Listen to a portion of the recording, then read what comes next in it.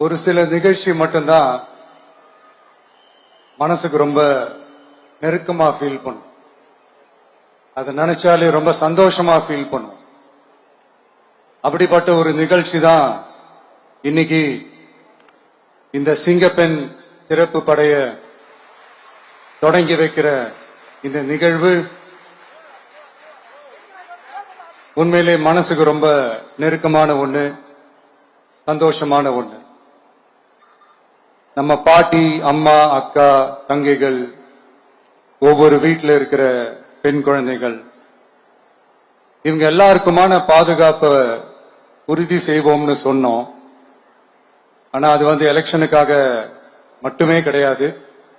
மனசுல இருந்து நிஜமா, உண்மையா, உணர்வு பூர்வமா சொன்னதுதான். பெண்களுக்கு எதிரான இந்த கொடுமைகள்ல நமக்கு எப்பவுமே 0 டாலரன்ஸ் தான். அதுல ரொம்ப உறுதியா இருக்கிறோம். சோ சொன்னது எல்லாமே செய்யணும். கொஞ்சம் கொஞ்சமா, படிப்படியா அதை செயல்ல கொண்டு வரணும். அதுல ரொம்ப தெளிவா இருக்கிறோம். அதனாலதான் ஆட்சிக்கு வந்த உடனே இந்த குறைஞ்ச நாட்களுக்குள்ளேயே இதை நடைமுறைக்கு கொண்டு வந்திருக்கிறோம். தமிழ்நாட்டில் இருக்கிற பெண்கள், பெண் குழந்தைகள் எல்லாருமே பாதுகாப்பா, தன்னம்பிக்கையோட இருக்கணும். அதுக்கான முதல் கட்டம் தான் இந்த ஸ்டெப். இது மனசுக்கு ஒரு மன நிறைவை கொடுத்தாலும், அதே நேரத்தில் பெண்களை பத்தின சில செய்திகள்லாம் கேட்கும் போது உண்மையிலே மனசு பதறுது, கண்ணு கலங்குது. அது கண்ட்ரோல் பண்ணவே முடியல. ஏன்னா நடக்கிற கொடுமைகள்லாம் யாருக்குங்க? நம்ம குடும்பத்தை சேர்ந்தவங்க தானே. எப்படி மனசு பதறாம இருக்கும்? அதனால பெண்களுக்கு எதிராக இதெல்லாம் ஏன் நடக்குது, எதுக்கு நடக்குதுன்றது மத்தவங்க மாதிரி ரீல்ஸ்லயும் இன்ஸ்டாலையும் தேடிட்டு இருக்க முடியாது. ரியாலிட்டிய புரிஞ்சுக்கணும். சோ இந்த பிரச்சனைகள்லாம் ஏன் நடக்குது அப்படின்றத அனலைஸ் பண்ணி பார்க்கும்போது சுத்தி சுத்தி பாத்தீங்கன்னா ஒரே இடத்துலதான் நிக்குது. போதை பொருள் நடமாட்டம். அதை வேரோட பிடுங்கி எறியணும்.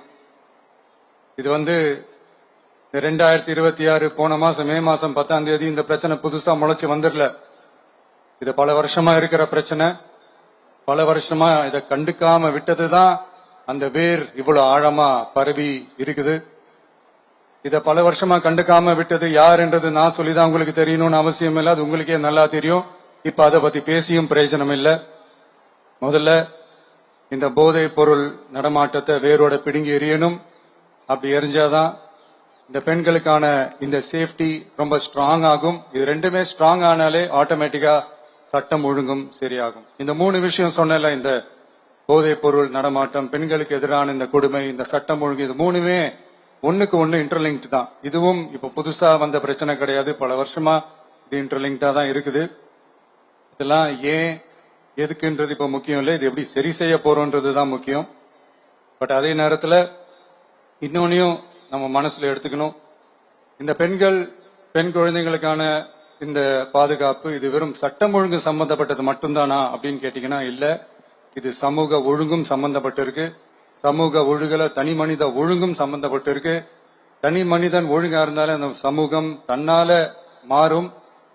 ஒரு கட்டுப்பாட்டோட, ஒரு பொறுப்பா இருந்தாலே இது மாதிரி பல பிரச்சனைகளை நம்ம கண்ட்ரோல் பண்ணலாம்.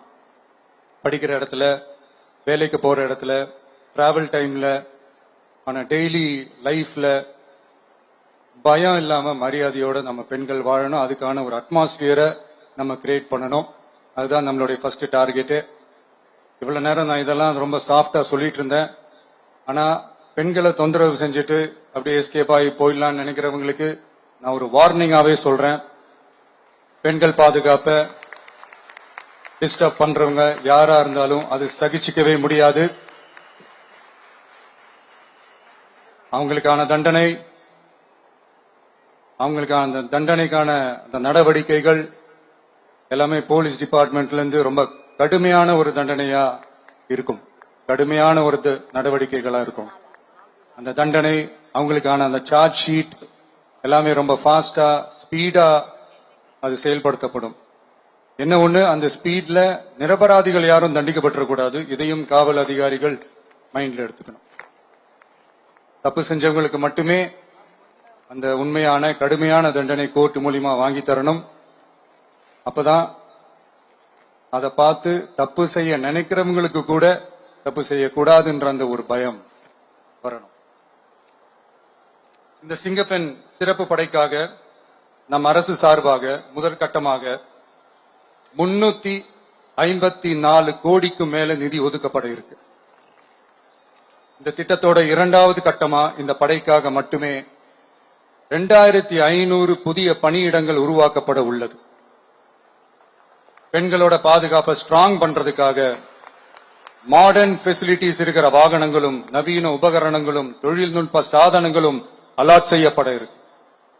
ஆல்ரெடி உமன் சேஃப்டிக்காக செயல்படுற அமைப்புகளுக்கு அடிஷனல் ஸ்ட்ரென்த் அண்ட் சப்போர்ட்டா இந்த சிங்கப்பெண் படை செயல்படுங்கிறத மீண்டும் வலியுறுத்தி சொல்ல விரும்புறேன்.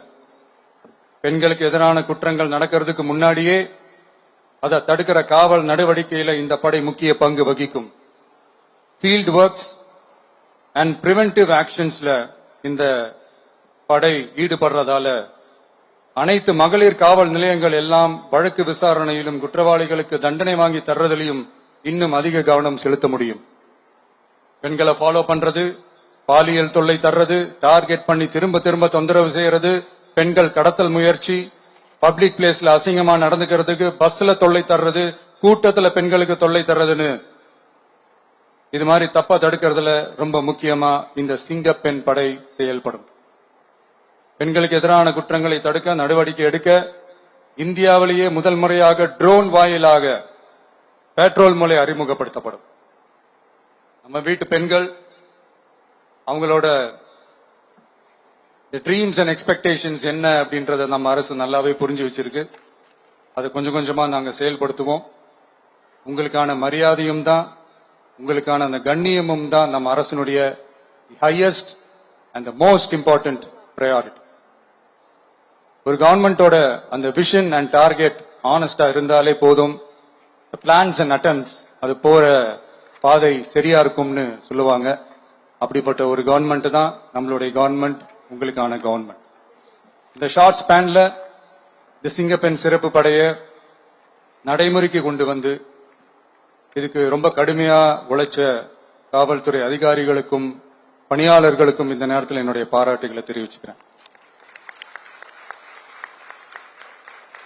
இந்த நேரத்தில் என்னை பொறுத்த வரைக்கும் ஒரு கவர்மெண்டோட முதல் சக்சஸ், முழு சக்சஸ் இன்ஃப்ராஸ்ட்ரக்சரோட வளர்ச்சியிலையோ பொருளாதார வளர்ச்சியிலையோ மட்டுமே இல்லை, அந்த ஸ்டேட்டோட பெண்களும் குழந்தைகளும் மரியாதையா வாழ்றாங்களா அப்படின்றதுலதான் அந்த கவர்மெண்டோட முழு சக்சஸுமே இருக்கு. அதோட சேர்ந்ததுதான் மற்ற எல்லா வளர்ச்சியும். அதுலயும் நாங்க கவனம் ஃபுல் கான்சென்ட்ரேட் பண்ணுவோம். கான்பிடென்டா இருங்க, நல்லதே நடக்கும், வெற்றி நிச்சயம். மீண்டும் சந்திக்கும் வரை நன்றி, வணக்கம்.